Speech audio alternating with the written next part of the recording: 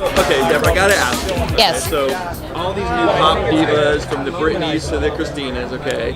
So, what's your take on today's pop diva culture? What do you think about that? Oh God, every generation moans about how we had it harder than this new generation, but it's true. I mean, I just think about like when my first single came out, I played like 3 clubs a night, 4 nights a week, did that for like a year before the record even got heard, and now because things are more instant, I think it's become a bit easier. But I mean, not to take anything away from them, every generation has their pop princesses and their divas, and it's I do feel like I was either guinea pig or pioneer.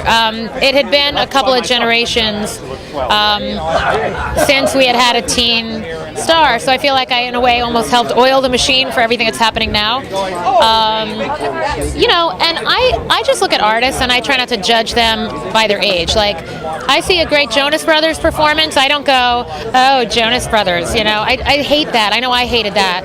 I always felt like I'm an artist, whether I'm 16 or 26 or 36 or whatever, and so I try not to pigeonhole them. If you had a chance to sit down one-on-one with Britney, for example, and just you and her alone, what would you tell her?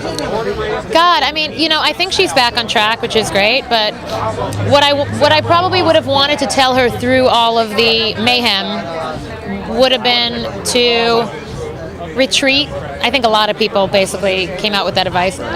Retreat, get out of Hollywood, focus on what's important to you, your family, your friends, and get back to your craft as opposed to just being in the media circus all the time. Because out here it's kind of an addiction for people, I think. It's like people think, posing on a red carpet equals career. And unfortunately, it almost kind of sort of does, but I don't think it can sustain you till you're 50, 60, 70. Look at Tina Turner, look at Cher.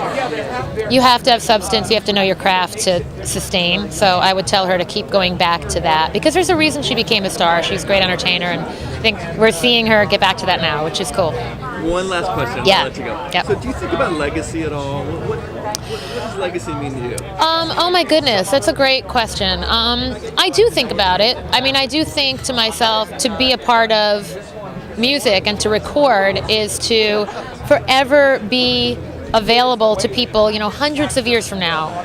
People can go back and, we all dig up records from people who are gone, and so I think it's really, for me personally, when I have kids and grandkids and whatever, I love that they'll look back and see I was a female and I was doing things that usually males do, produce and write and all that stuff.